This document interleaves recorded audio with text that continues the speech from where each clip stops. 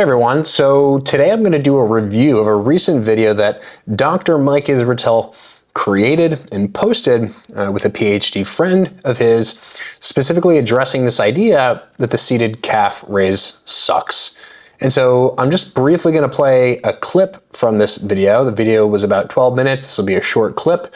So just watch it for yourself and then we'll come back. So basically what you're saying, Daniel, is we have a situation where with a standing calf raise, you get it all.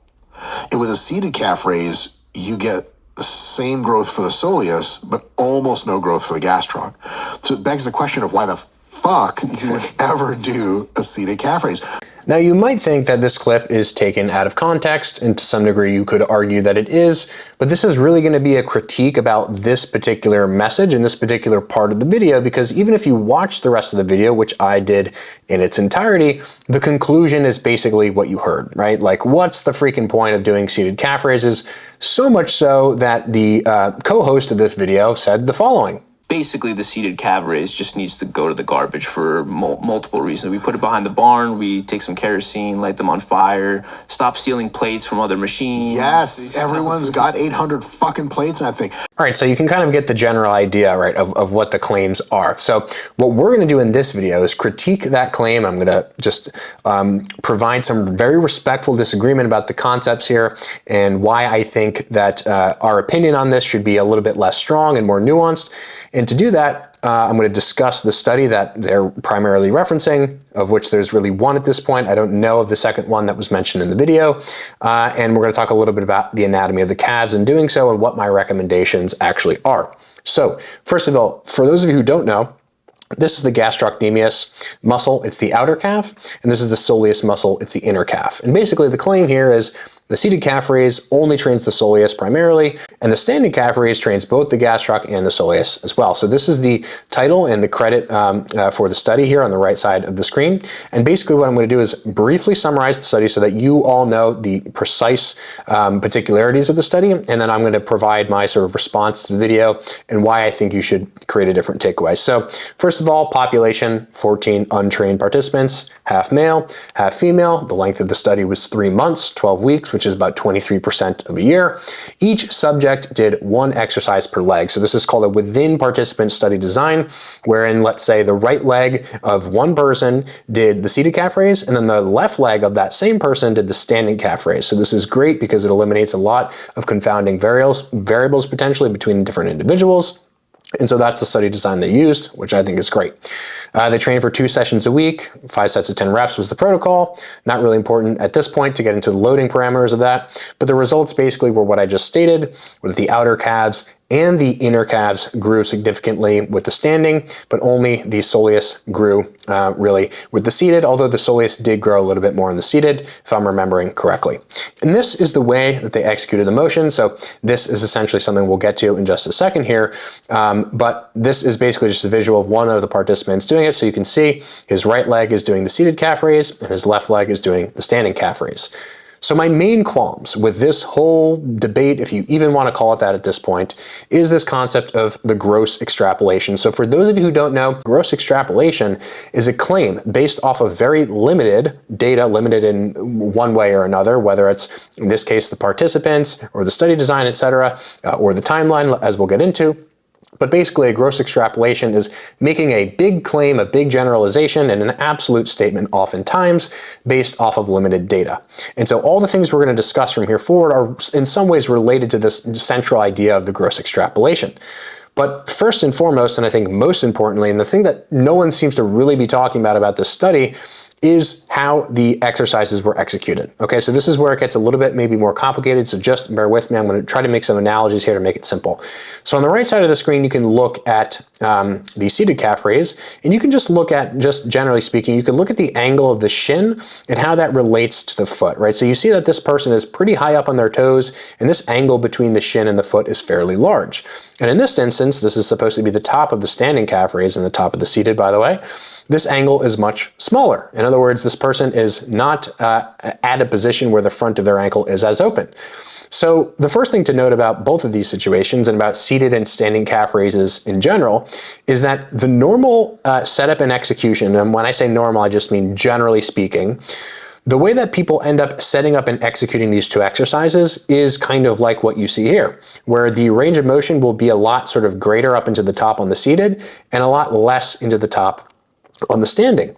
And what you'll notice also in tandem with this is the discrepancy between load in both of these variations. So look at the amount of load on this side. I know that they're different machines and we can't totally account for, we can't equate load perfectly, but look at the discrepancy. Like look there, I believe these are 10-pound weights over here. I think there's two of them.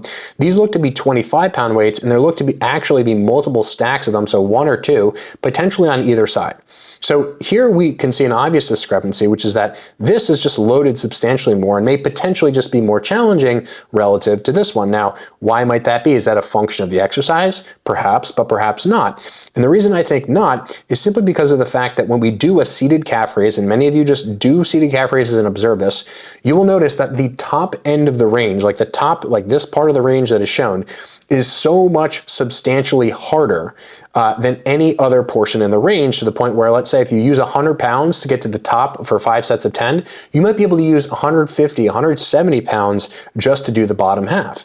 In other words, what you are comparing here is basically a situation on the right in the seated calf raise where the only challenge to the motion is really at the tippy top. But if you look at the way this one's done, this person's not even getting remotely close to that same position, number one. And number two, if you sort of imagine their heel actually coming down to the bottom, they're basically making this a long length partial. In other words, they're basically just doing the bottom half of the range of motion of full ankle range, what we would call plantar flexion and dorsiflexion.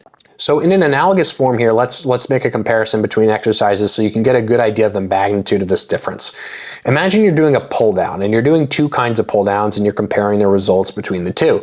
Imagine that in one instance, you do pull downs where you just get to the bottom on your first rep, and then you basically just gyrate in the bottom. Like you allow your hand to maybe come up so that your arm is at 90 degrees, and then you just go back down, right? That's basically what the equivalent of the seated calf raise is in terms of what it's actually challenging, the muscle length and how much load you can use. And then in this scenario, in the standing calf raise, you're basically doing the equivalent of just only doing the top half of the motion where the muscle is more stretched, where it has greater contribution capability, and where you're able to use a shit ton more load to be able to do the motions. Okay, so what does all this mumbo jumbo actually mean? The setup basically makes it so that the seated calf raise is almost impossible to use any appreciable amount of load on if you're going all the way to the top.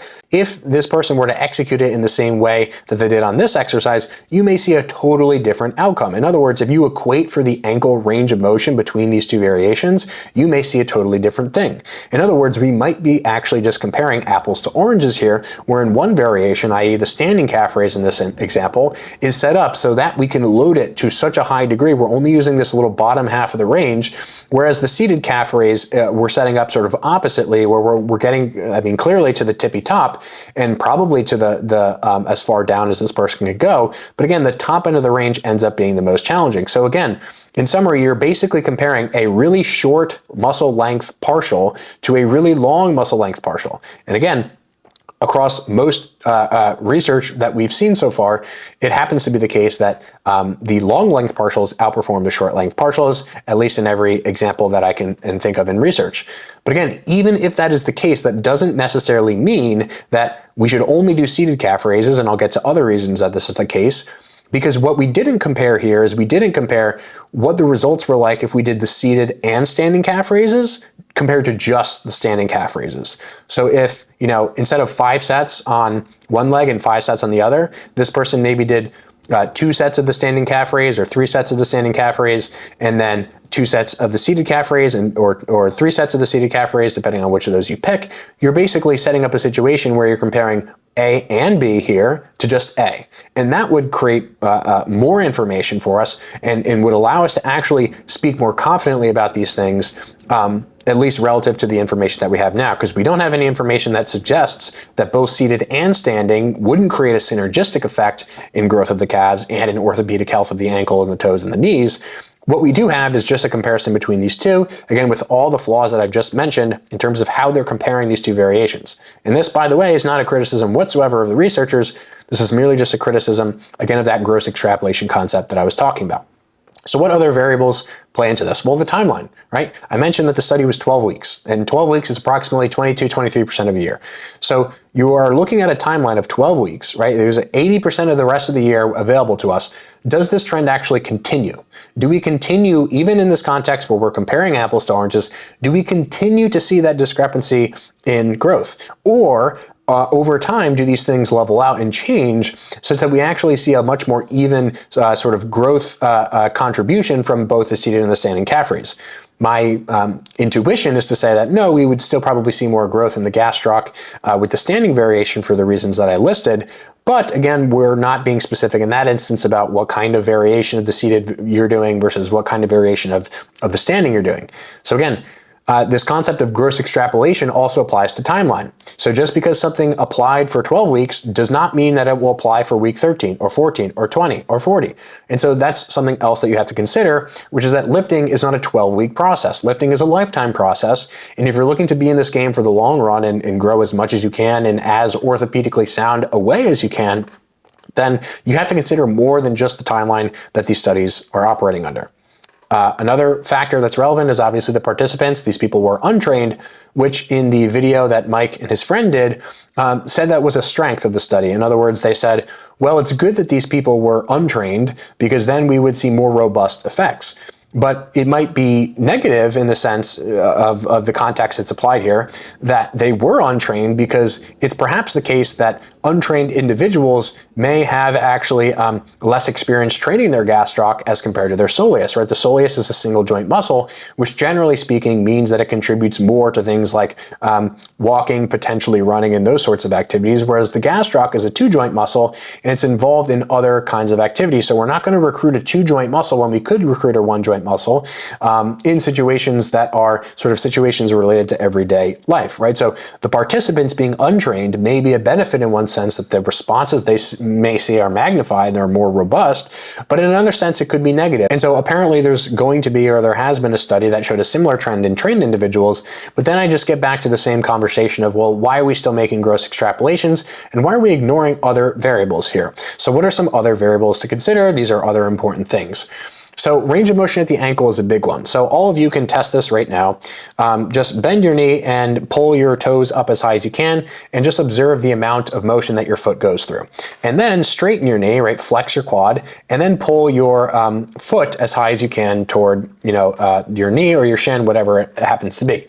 In other words, just mimic the positions of the seated and the standing calf raise and notice the difference in the ankle range of motion that you go through in either case. In the seated calf raise, you are able to go through a lot more range of motion at the ankle. And what this might mean is not only that you might actually improve your ankle mobility to a greater extent than you would if you were just doing the standing calf raises, which has implications on other areas of your life or other exercises that you're doing, but you might also actually train other muscles that are involved in plantar flexion to a greater degree, having gone through that greater range of motion at the ankle in the case of the seated calf raise. And so this is another thing that people are forgetting, which is that other muscles are important for size. And we seem to actually appreciate this when it comes to this kind of muscle like the brachialis, right? Everyone talks about how you should do hammer curls or reverse grip curls because you can grow the brachialis to a greater extent. And therefore we can make our biceps look bigger. But then in this other instance where we have all these other plantar flexion muscles to include the soleus, which many of people don't even know exist, right? These toe flexors are one of them, the fibularis muscles, or others, the posterior tibialis, just to name a few. All these muscles are bulk, as you can see, underneath of the gastroc that when they get bigger will not only make the shin look a little bit wider and more sort of robust toward the top end of the shin, but it will also actually push the gastroc out, improving the appearance of the gastroc. So we seem to be on board with growing this muscle over here, but then when it comes to seated calf raises, for whatever reason, mostly I assume just because it's like fun to create content that's polarizing, I get it, we seem to just ignore this variable as something that would actually matter or contribute to the visible appearance of greater muscle. And so with these two combined reasons alone, right, without even considering the research, we might say, well, improving range of motion at the ankle in a lot of instances can be a positive thing. And guess what? If you improve your range of motion through actually your ability to stretch your Achilles tendon, I don't see a reason why that wouldn't also improve the range of motion that you could use on your standing calf raise, right? So for example, if you only ever did standing calf raises and you never bothered to do the seated, you might actually be limiting the amount of stretch that you could get on that gastrocnemius if you avoid doing the seated calf raise, right? Because again, to my conversation earlier about this idea that we're just comparing the standing to the seated and not the standing plus seated to just the standing, right? Again, the standing plus seated may have synergistic effects, right? It's not 5 + 5 = 10. It's more like 5 × 5 might equal 25. And so we are yet to actually observe studies where people compare both the seated and the standing to just one of those exercises alone. And I think that we at least should wait for that before we make stronger claims. And guess what? Even if a study was done or multiple studies were done with that synergistic effect analyzed, that wouldn't tell us, again, in that sort of sense of the gross extrapolation, what would happen at later timelines in the research. So for now, I would be much more hesitant to buy into content creators making these kinds of claims. I would call these kinds of claims and these kinds of statements fundamentally unscientific. And I think it's fine, again, as I've probably mentioned multiple times on this channel, to make speculation. That's what pushes the industry forward. Disagreement pushes the industry forward. Sometimes polarization pushes the industry forward. But making these kinds of claims without sufficient evidence to actually substantiate these things in whatever population you're speaking to, hundreds of thousands of people, most likely, maybe even millions, I think it's just irresponsible and I think it's a bad idea. So for now, my personal recommendation for you and in my own training, again, just a personal recommendation, is to not take these claims about the downfall of the seated calf raise too seriously, and I would still recommend doing both. Now, if you do have a strong desire just to grow the outer calf as opposed to the inner, I wouldn't be against you doing a little bit more volume of the standing calf raise. For example, maybe if you're doing calves 3 times a week, you could do, standing calf raise on Monday, seated calf raise on Wednesday, standing calf raise on Friday, right? That would be a sensible way to divide those things up. You're not ignoring the seated calf raise, but you're still including it enough so that you may actually be benefiting from those synergistic effects over time. So a little bit of a different video. I know I kind of talked through everything quickly here, but I hope this was helpful, and I'm really interested to hear all of your thoughts on this topic. And if you have any questions, disagreements, challenges to anything I said, please correct me where I've been wrong. I'm happy to admit if I've been wrong and make updated videos to reflect that.